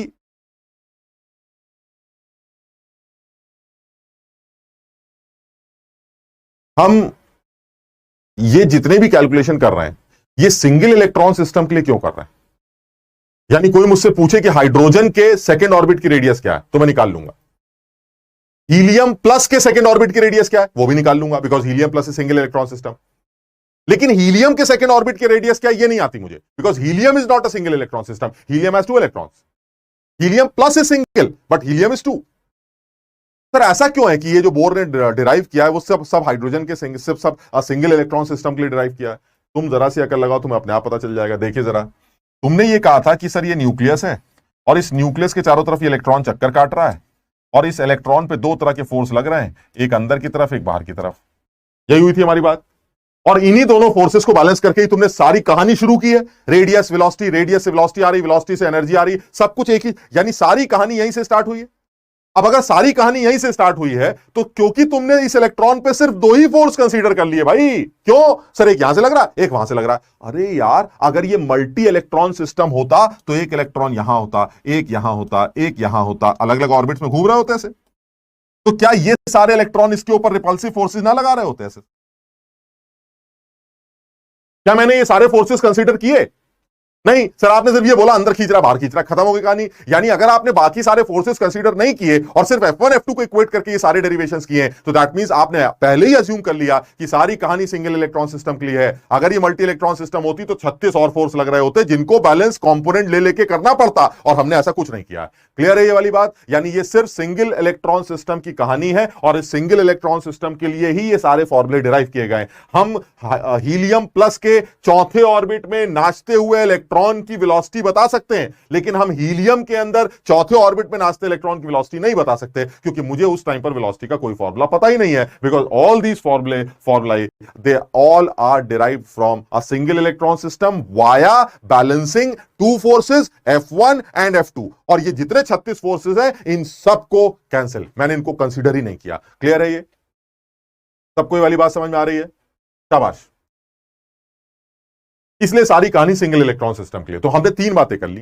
अच्छा, इन तीन बातों पे हमारे जेई के मेंस के पेपर में और पहले भी तमाम सवाल बनते हैं। रेडियस निकालो, वेलोसिटी निकालो, फलाना निकालो, ये निकालो, वो निकालो, सब बड़ा आसानी से एकदम। तो हम एक आध सवाल ऐसे तुमसे पूछ लेते हैं ताकि तुम देखो कैलकुलेशन कितनी मुश्किल लगती है। हम कैलकुलेट करके देख लेते हैं इसको। तो हम एक आध सवाल इसके कर लेते हैं।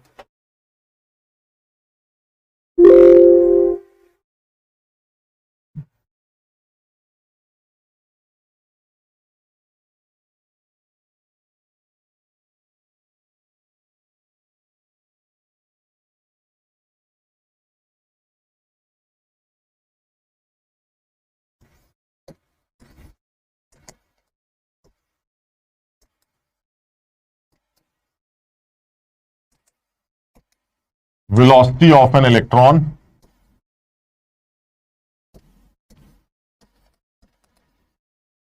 Moving in third orbit of lithium plus ion. बताओ इसका आंसर आ जाए जल्दी से।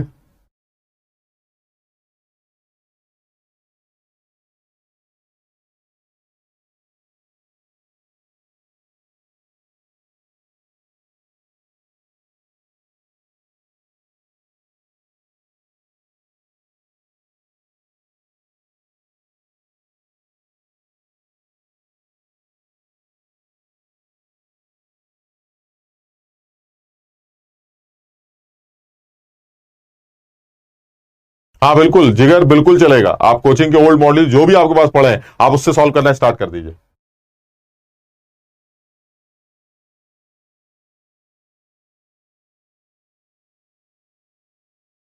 शुभांशी, तुम्हारा डाउट क्या है बेटा? मुझे दिखाई नहीं दे रहा।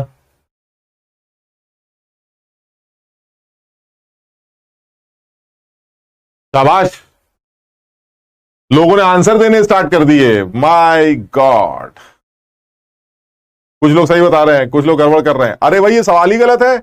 ऐसे कैसे बता देंगे sir? Lithium plus is a 2 electron system. Lithium के पास 3 इलेक्ट्रॉन होते हैं, प्लस के पास 2 होते हैं। 2 इलेक्ट्रॉन सिस्टम के लिए तो मुझे फॉर्मूला ही नहीं आता, कैसे कैलकुलेट करूंगा? मेरा सही सवाल तो ये होना। अब सही, मैं जानबूझ कैसे दिया था ताकि तुम लोग गड़बड़ करो, ठीक। लेकिन अब फिर वही है कि ये तो टाइम पास की बात है। तो हमें जब सवाल आएगा तो ऐसे लिथियम प्लस प्लस करके देगा, और लिथियम प्लस प्लस का मतलब है this is now single electron system. और सिंगल इलेक्ट्रॉन सिस्टम का तो फॉर्मूला याद है, फॉर्मूला ही लगाना है। बस ये फॉर्मूले के लिए दे रखा है ताकि तुम फॉर्मूला याद कर लो कि nth ऑर्बिट में चक्कर काटते इलेक्ट्रॉन की वेलोसिटी का formula 2.18 into 10⁶ metre per second होता है। तो क्या होता है formula? Z/n।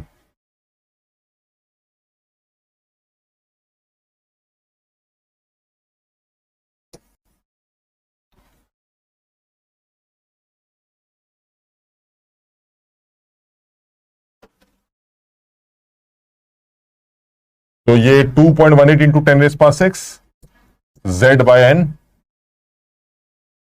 Metre per second, ये फॉर्मूला होता है। तो अब आप वैल्यू पुट कर दीजिए, तो ये आ जाएगा 2.18 इंटू 10⁶। लिथियम का Z 3 होता है, और N कौन सा ऑर्बिट है हमारा? अरे ऑर्बिट भी थर्ड ही है। ये तो बड़ा आसान सवाल है यार, सब कैंसिल हो जाएगा। This is 2.18 into 10⁶ metre per second. तो ये यार है सबका, बिल्कुल सही है। बड़ा बड़ा आसान। अरे यार कुछ लोगों ने बड़ा खतरनाक, मनीष क्या आंसर निकाल लो यार। 1.28 इंटू 10⁶, सचिन कैसे? क्या मैंने कुछ गलत किया है क्या यार? एक बार जरा चेक करो। लिथियम प्लस 2 का Z3 होता है, फॉर्मूला तो सही लगाया है। 2.18 इंटू 10⁶ Z/n, सही तो फॉर्मूला है। तो यानी Z और N तो बराबर ही है यार। इसका Z 3 होता है। प्रोटॉन तो 3 होते हैं ना, इलेक्ट्रॉन एक ही होते हैं। ओहो, क्या हालत है। लिथियम प्लस 2 में प्रोटॉन्स जो होते हैं वो 3 होते हैं, लेकिन इलेक्ट्रॉन एक होता है। तो प्रोटॉन ही तो Z होता है ना, Z तो हमें प्रोटॉन देता है। तो Z की वैल्यू 3 हो गई, और ऑर्बिट का नंबर कौन सा दे रखा है? ये N दे रखा है। यार क्या समझवा रहे हो यार, इतने बड़े हो गए, कैसी कैसी बातें कर रहे हो? बताओ, समझ में आ गया ये? हाँ सही है, ठीक है। अच्छा, इस तरह के सवाल अपने बनते रहते हैं, समझो, रेडियस निकालो, वेलोसिटी निकालो, वगैरह वगैरह। तो हमने 3 बातें कर ली, एनर्जी, रेडियस और वेलोसिटी, बल्कि 5 बातें, चार 5 बातें। Radius, velocity, potential energy, kinetic energy और टोटल एनर्जी, ठीक। अब एक बात और करते हैं, अब आते हैं फ्रीक्वेंसी पर।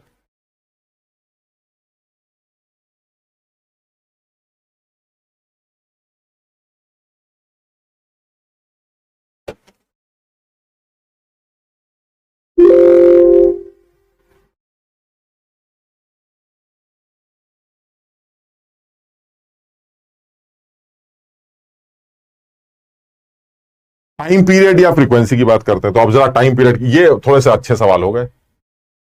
ये हमसे पूछ सकता है भाई, ये थोड़े से अच्छे सवाल हो गए। अरे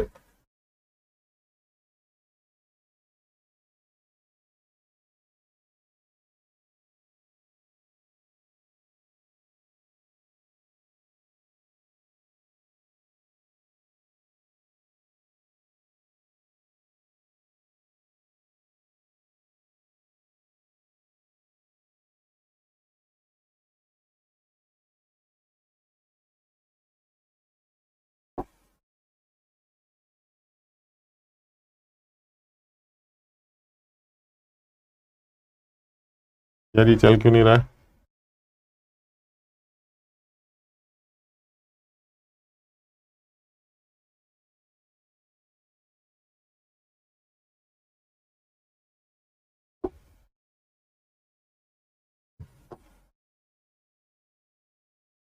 एक मिनट जरा इसको देखते हैं।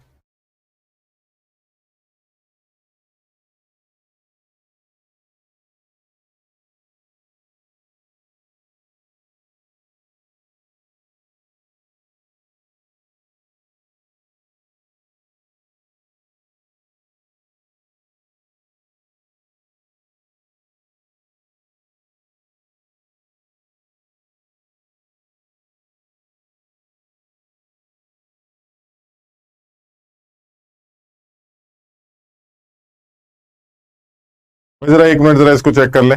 एक सेकंड के लिए रुकना, एक मिनट रुको।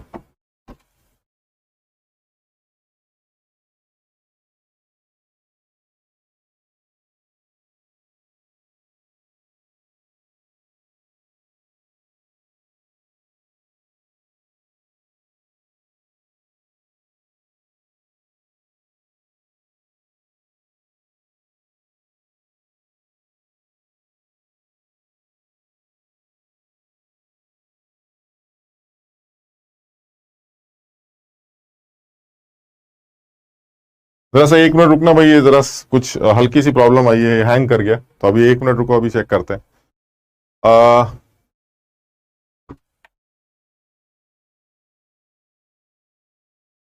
टेस्ट की डिफिकल्टी कैसी रहेगी? टेस्ट पिछले बार के टेस्ट से टफ होगा। हाँ, टेक टीम को बुला लिया है, टेक टीम चेक कर रही।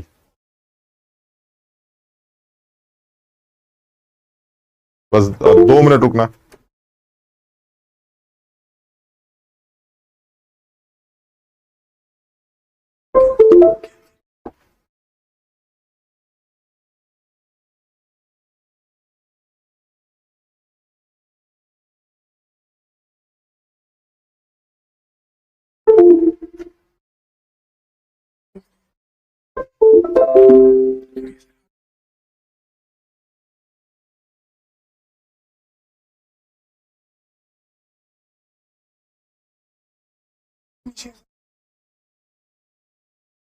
हाँ,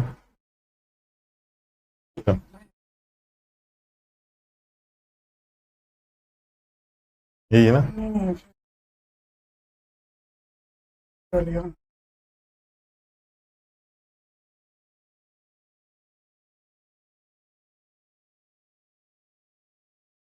हम्म।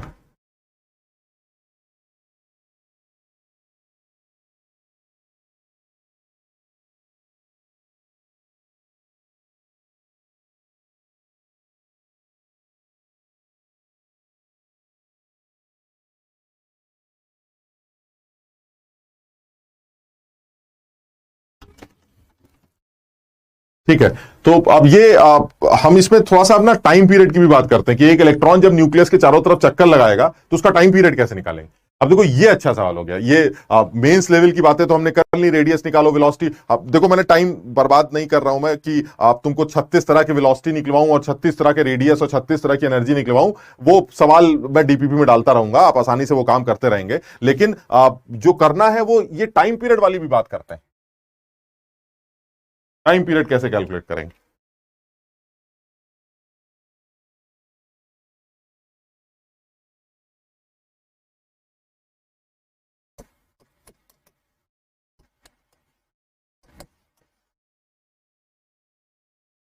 यानी जब कोई इलेक्ट्रॉन न्यूक्लियस के चारों तरफ चक्कर काटेगा तो उसका टाइम पीरियड कैसे निकालें फॉर ऑर्बिट एन? कैसे करा जाए? तुम बताओ, टाइम पीरियड कैसे निकालेंगे? टाइम पीरियड होता क्या? एक चक्कर काटने में जितना लगा वक्त, यही तो होता टाइम पीरियड। अब एक चक्कर काटने में कितना वक्त लगेगा, ये कैसे निकालें? ये बताओ, एक चक्कर काटने में कितना दूरी तय करेगा वो? तो 2 पाई आर। 2 पाई आर, पूरा एक राउंड लगेगा तो 2 पाई आर होगा। और किस वेलोसिटी से भाग रहा है? सर वी से भाग रहा है, तो टाइम कितना लगेगा? Distance travel divided by velocity. यानी अल्टीमेटली जो टाइम पीरियड निकल के आने वाला है वो टाइम पीरियड आने वाला है 2 पाई आर/वी। अब देखो, मुझे जो लगता है ना, मुझे लगता यह है कि हमारे एग्जाम में टाइम पीरियड कैलकुलेट करने के लिए नहीं देना चाहिए, क्योंकि उसमें गंदी कैलकुलेशन आ रही है। देख लो, रेडियस भी आएगी, वेलोसिटी भी आएगी, तो आपको अलग अलग रेडियस वेलोसिटी निकालनी पड़ेगी। ठीक, अदरवाइज करना क्या है कि मुझे ऐसा लगता है वो टाइम पीरियड्स के रेशोज पूछ सकता, क्योंकि रेशो में वो कांस्टेंट्स कैंसिल हो जाएंगे। मान लो जैसे हमको वैल्यू ही निकालनी पड़े, तो वैल्यू कैसे निकालेंगे? 2 हो गया, पाई की वैल्यू मुझे पता होती है 3.14, रेडियस की वैल्यू आपने पहले से याद कर रखी है 0.529 n स्क्वायर बाई जेड, ये एंगस्ट्रॉम में होगी। इसको मीटर में कन्वर्ट कर लेते हैं, 10⁻⁻10 मीटर डिवाइडेड बाय, आप नीचे क्या आएगा? नीचे आ जाएगा velocity, and velocity is 2.18 into 10⁶ Z by N metre per second. ये पूरी कहानी है, आप समझिए जरा। यानी अगर वो कैलकुलेट ही करने के लिए कहता है तो मैं कैलकुलेट तो फिर करूंगा यार, मेरी मजबूरी है। आप एन की वैल्यू बताइए और जेड की वैल्यू बताइए, मैं यहां पुट कर दूंगा, यहां पुट कर दूंगा, सबको सॉल्व कर लूंगा, आंसर आ जाएगा। लेकिन काम की बात ये नहीं है यार, काम की बात ये है कि जब आप इसको सॉल्व करेंगे तो ये एन ऊपर जाएगा और जेड मल्टीप्लाई होगा। यानी मैं ये बताना चाह रहा हूं time period is directly proportional to N cube by Z square, ये बताना चाह रहा हूं मैं, ये इंपॉर्टेंट। और इस पर सवाल पूछे जाने की बहुत ज्यादा उम्मीद है, बहुत ज्यादा।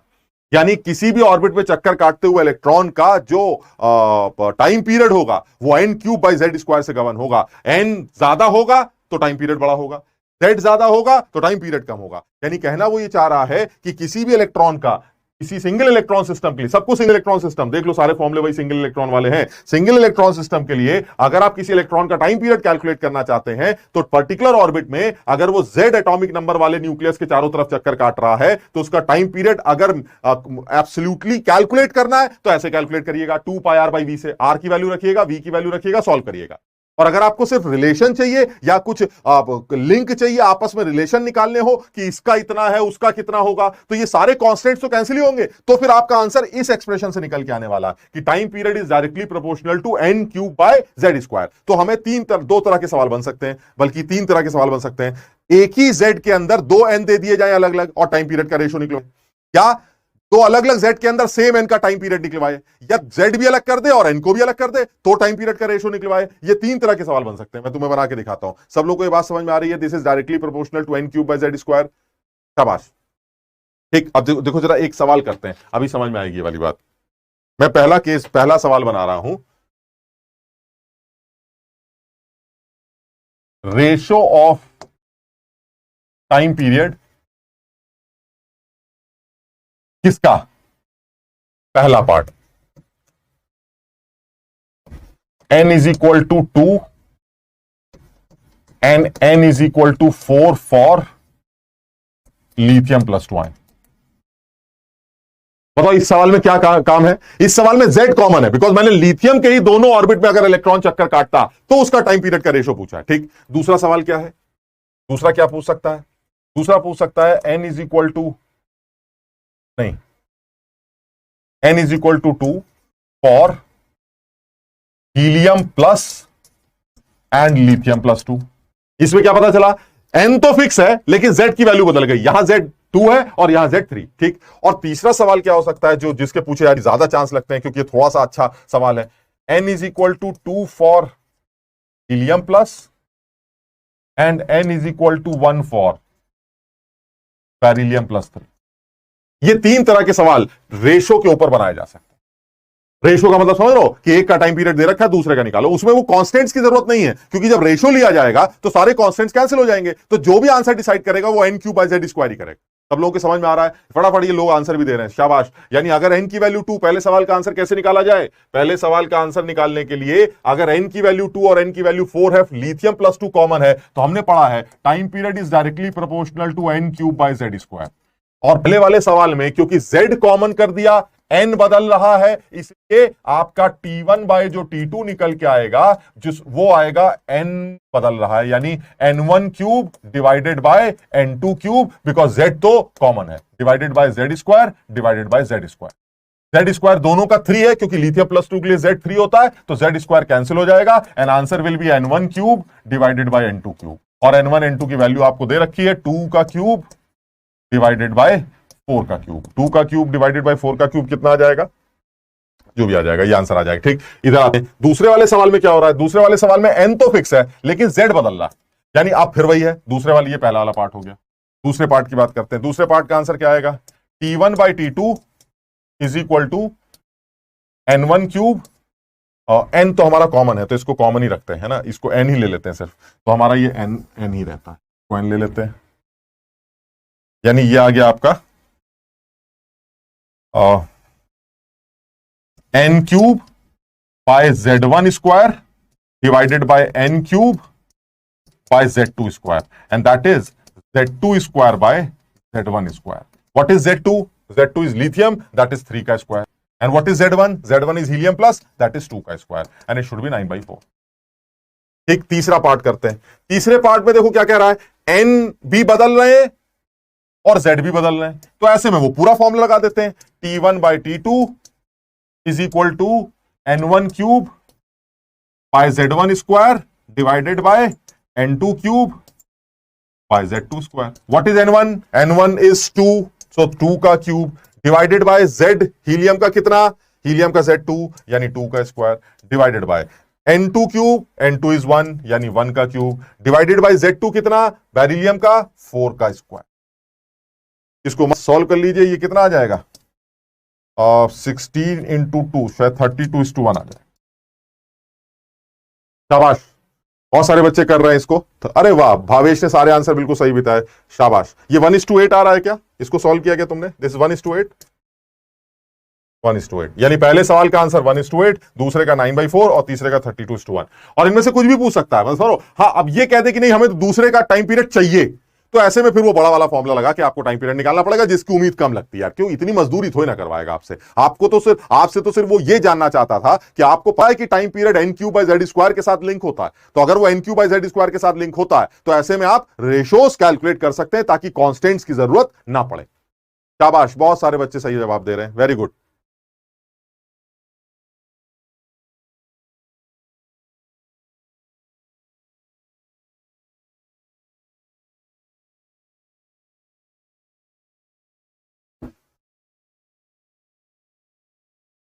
हाँ, आसान है यार, बहुत आसान है, इसमें ज्यादा दिक्कत नहीं है। पहले वाले में N3 क्यूब होगा क्या? N3 क्यूब होगा, अच्छा हाँ ठीक है बेटा, वो थोड़ा सा N1 cube bye N2 cube, ठीक है ठीक है। लेकिन ये टाइम पीरियड, यानी हमारे पास देखा जाए तो कुल मिला के शायद 6 बातें हो गई। Radius, velocity, kinetic energy, potential energy, total energy, time period. अब आते हैं 7वीं बात बोर मॉडल से रिलेटेड। वो क्या है? 7वीं बात है मेरी,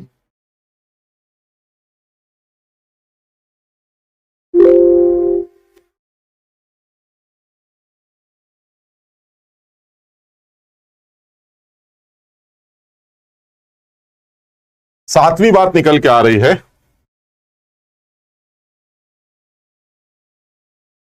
वो है फ्रीक्वेंसी।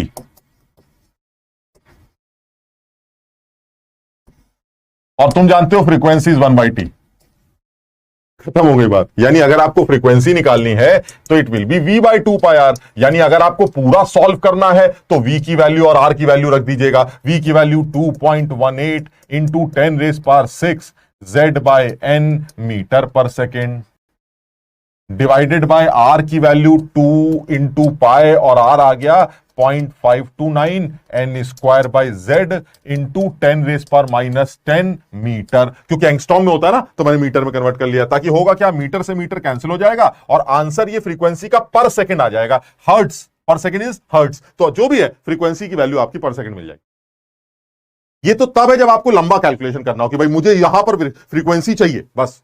लेकिन अगर रेशोस की बात करेगा तो फिर ये सारे कांस्टेंट्स कैंसिल हो जाएंगे। और यहां से मतलब की बात क्या है, frequency is directly proportional to what, V by, यानी Z/N अपॉन, यानी Z², 1/T का उल्टा हो गया ना, तो Z²/N³।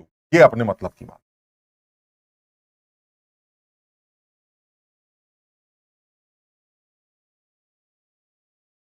यानी frequency is directly proportional to Z²/N³। ये Z²/N³ के डायरेक्टली प्रोपोर्शनल होता है। तो इसमें भी भाई ये सारे सवाल बन जाएंगे कि यार रेशो निकालो, उसका रेशो निकालो, एक की दे रखी है, दूसरे की फ्रीक्वेंसी निकालो। आप लिंक कर सकते हैं अगर आपको ये पता है कि ये Z²/N³ के साथ लिंक हो। जैसे मान लीजिए मैं एक एग्जाम्पल ले लेता हूं, एक छोटा सा सवाल बना लेते हैं।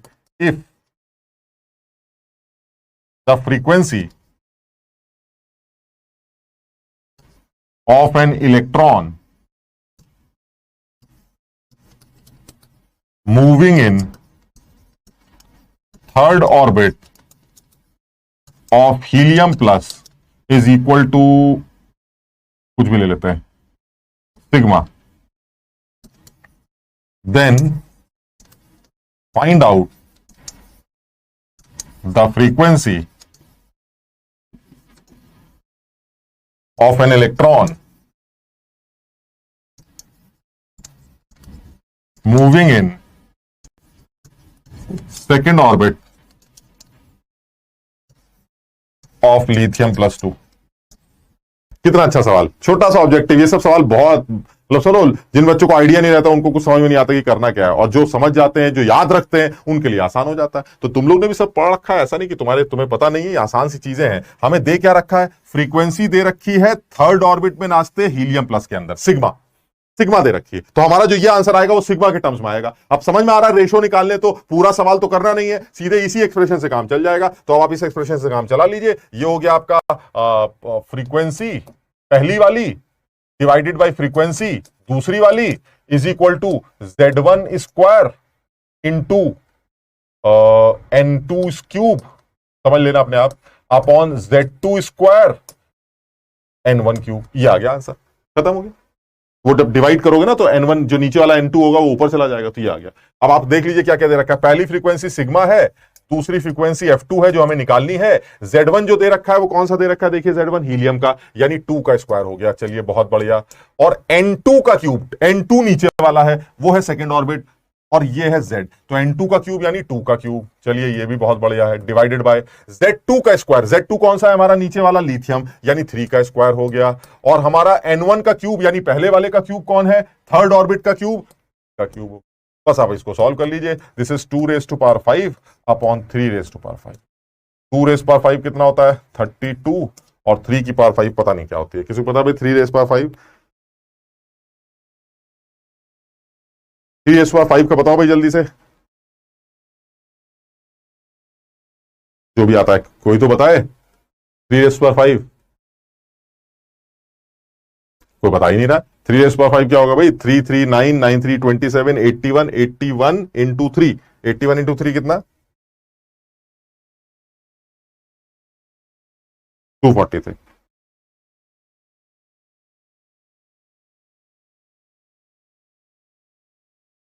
तो इसका मतलब ये हुआ कि हमारा आंसर 32:243 आ जाएगा। नहीं, एक सेकेंड, हमें सिग्मा नहीं F2 निकालना। तो F2 की वैल्यू कितनी आ जाएगी, F2 की वैल्यू आ जाएगी 243 sigma bye 32। This will be the final answer.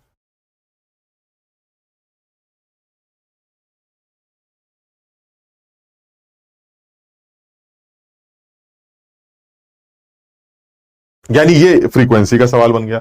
यानी अब हमारे पास देखने को सातवीं चीज भी हो गई। आप हमें रेडियस पूछ लीजिए, वेलोसिटी पूछ लीजिए, काइनेटिक टोटल पोटेंशियल पूछ लीजिए, टाइम पीरियड पूछ लीजिए, फ्रीक्वेंसी पूछ लीजिए। अब आप मुझसे चाहें तो एक्सेलरेशन पूछ लीजिए, इस इलेक्ट्रॉन का एक्सेलरेशन कितना है। और एक्सेलरेशन आप जानते हैं, एक्सेलरेशन इज, क्या एक्सेलरेशन है इस इलेक्ट्रॉन के पास, हाँ, क्या ये पर्टिकुलर ऑर्बिट में एक फिक्स स्पीड से चल रहा है, बताओ इसका स्टेटमेंट, क्या ये सही है? एक इलेक्ट्रॉन एक पर्टिकुलर ऑर्बिट में एक फिक्स स्पीड से चलता है, हाँ सही है सर, फिक्स स्पीड से चलता है, क्योंकि स्पीड का फॉर्मूला ही आपने याद कर दिया। और इसमें अगर ऑर्बिट फिक्स कर दोगे और एटम फिक्स कर दोगे तो ये स्पीड तो फिक्स ही हो जाएगी ना सर। यानी बिल्कुल सही है, एक पर्टिकुलर ऑर्बिट में एक इलेक्ट्रॉन एक फिक्स स्पीड से मूव करता है, लेकिन उसकी वेलोसिटी फिक्स नहीं होती क्योंकि डायरेक्शन बदल रही। मेरी बात समझ रहे हो? तो वेलोसिटी बदल रही है क्योंकि डायरेक्शन बदल रही है, but speed is fix, and that fix speed is given bye 2.18 into 10⁶ Z/n। Clear है ये? अच्छा, अब वो कह रहा है नहीं मुझे तो एक्सीलरेशन चाहिए। एक्सीलरेशन कहां से लेके आएंगे आप? अगर आपको एक्सीलरेशन चाहिए तो एक्सीलरेशन निकालने के लिए हमें पता है वेलोसिटी को टाइम से डिवाइड करना पड़ता है। सो एक्सीलरेशन विल बी v/t। तो अगर मैं एक्सीलरेशन की बात करूं तो एक्सीलरेशन भी निकाला जा सकता है। एक्सीलरेशन इज v/t, यानी acceleration is given by, and v is directly proportional to क्या होगा, Z/n, and time period is directly proportional to n³/z²। याद करो कितना आ गया, Z³ डिवाइडेड बाय n⁴। बहुत कम लोग इस बात को जानते हैं कि acceleration is directly proportional to Z³ divided by n की पावर 4।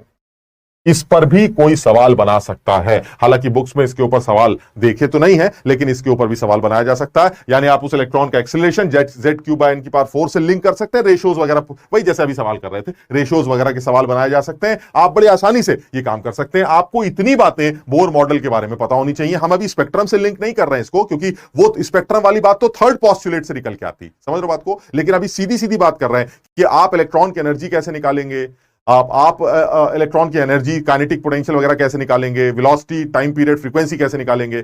अब मैं जब अगली बात करूंगा तो उसमें इलेक्ट्रॉन के कूदने की ऊपर बात करूंगा, ताकि वो फोटोन से रिलेट की जाए। यानी जब इलेक्ट्रॉन, क्योंकि अब मुझे पता है कि ऊपर एनर्जी कितनी है और नीचे एनर्जी कितनी है, क्योंकि मैंने तो एनर्जी निकालना सीख लिया है, तो मैं ऊपर और नीचे की एनर्जी माइनस करके उसको फोटोन से लिंक करूंगा और तब आगे बात बढ़ाऊं। इसको सब लोग समझने की कोशिश करो। क्लियर है शुभम? शाबाश। हाँ, टाइम अप हो रहा है बेटा, अभी थोड़ा सा टाइम है, अभी रुक जाओ जरा, छुट्टी कर रहे हैं, एक सेकंड रुको। मैंने मेटलर्जिकल पढ़ी है बेटा, मैंने रुड़की से मेटलर्जिकल ब्रांच में बीटेक किया है, लेकिन मेटलर्जी मुझे बिल्कुल नहीं आती, क्योंकि 4 साल हम वहां पढ़ते नहीं है, मस्ती काटते हैं। लेकिन उतनी आती है जितनी तुम्हारे लिए चाहिए, है ना। तो वो, क्योंकि तुम्हारी जो मेटलर्जी है वो सिर्फ एक्सट्रैक्टिव मेटलर्जी है, और हमें जो मेटलर्जी पढ़ाई जाती थी वो स्ट्रक्चरल मेटलर्जी, पाउडर मेटलर्जी और पता नहीं कौन कौन सी मेटलर्जी, दिमाग खराब हो जाता था। क्लियर? शाबाश, सब लोगों को क्लियर, बहुत बढ़िया। हाँ, कल फरीदाबाद में मुलाकात हो सकती है, क्योंकि मैं जाऊंगा। तुम में से कुछ लोग, कल इंदिरापुरम में भी मुलाकात हुई थी कुछ लोगों से, मुझे पता नहीं वो कौन कौन से बच्चे थे, लेकिन मैं बिल्कुल लास्ट में क्लासेस लेने के बाद ही वहां पहुंचा था, तो इसलिए मुझे आइडिया नहीं। शाबाश। तो आज इतना ही करते हैं, फिर अगली क्लास में फिर इस बारे में थोड़ी सी बात करेंगे। लेकिन इसको थोड़ा सा ना, अब ये तो ठीक है, इस पोर्शन को आज भले ही रिवाइज ना करो, बिकॉज कल टेस्ट है, तो तुम्हें, क्योंकि तुम्हारी तो आदत है ना, कल टेस्ट है तो आज ही पढ़ना है ना। तो तुम्हारी तो साथ बुरी आदत यही है कि हम तो सर जागते ही एक दिन पहले, तो इससे तो काम नहीं चलेगा। लेकिन ये कि कोशिश करो कि कल का टेस्ट है, थोड़ा बहुत पढ़ रखा है, एक बार डीपीपी सारी रिवाइज। भाई मैं बार बार बोल रहा हूं, डीपीपीस के सवाल अब मैं जानबूझ के अच्छे डालने लगा हूं। आप अगर उस लेवल पर भी तैयारी कर गए तो आपका उद्धार हो जाए। इसलिए डीपीपी में आने वाले सवालों को एक बार दोबारा प्रैक्टिस करो, समझ समझ के कि भाई ऐसा ऐसा दे रखा है तो क्या होगा, ऐसा दे रखा है तो क्या होगा। यार एकदम से एक सवाल याद आ गया, जरा उसको बताओ आंसर, क्योंकि मुझे याद आ रहा है मैंने उसको छोड़ दिया था, छोड़ इस तरह से दिया था कि अगर ऐसा होगा तो एन फैक्टर ये होगा और ऐसा होगा तो एन फैक्टर बाद में बताऊंगा। मुझे एकदम से याद आया, तुम याद करो, शायद ये तुम्हें याद आ जाए कि इस तरह का कुछ हम लोग ने पढ़ा था। याद है? ये ऐसे करा था और तुमसे पूछा गया था कि इसका एन फैक्टर बताओ, तो तुमको क्या बताया गया था कि इस आदमी के बारे में तुम कैसे समझोगे, क्योंकि एनओएच बेस है तो ये एसिड बन जाएगा, और एसिड बन गया तो इसका एन फैक्टर वाई आ जाएगा, तो इसका equivalent weight m by y होगा। ठीक, लेकिन मैंने यहां लाके छोड़ दिया था इसको, अब नहीं पता मुझे। आप बता सकते हो इसका एन फैक्टर? मैंने यहां लाके उस दिन छोड़ दिया था, क्योंकि शायद मैं एसिड के टाइम पर यह बात बता रहा था, और जब बाद में पूरी बात हो गई थी तो ये भूल गया तुम्हें बताना। बताओ जरा जल्दी से, अब इसका एन फैक्टर क्या है?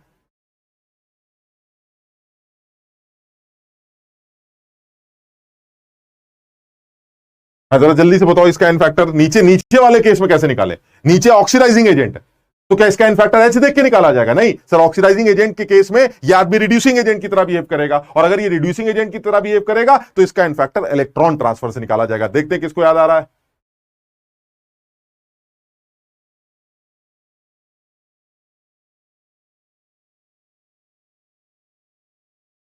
ये CO2 बनाएगा, सब लोगों को याद। ऐसे में तुम्हें पता है कार्बन +3 है और यहां कार्बन +4 है, तो 3 से 4, एक का चेंज एक की वजह से, और है कितने ये 2Z, so N factor is 2Z, so equivalent weight is m/2Z। यानी इस रिएक्शन में इसका एन फैक्टर 2Z है और इस रिएक्शन में इसका एन फैक्टर y।